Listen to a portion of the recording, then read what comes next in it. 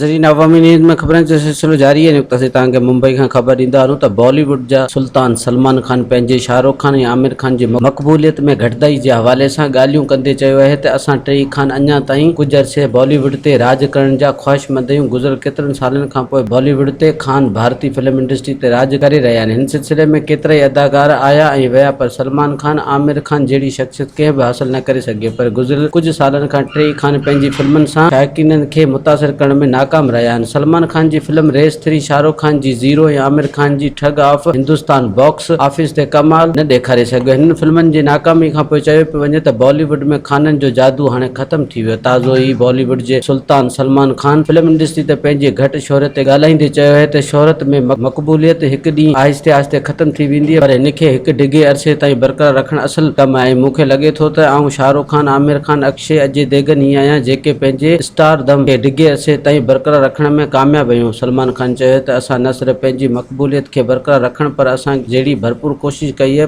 त हुन मक़बूलियत खे वधीक कुझु साल बरक़रार रखूं। वधीक ख़बरनि ऐं तफ़सील लाइ विज़िट कयो अवामी news Facebook page, YouTube page ऐं अवामी न्यूज़ वेबसाइट।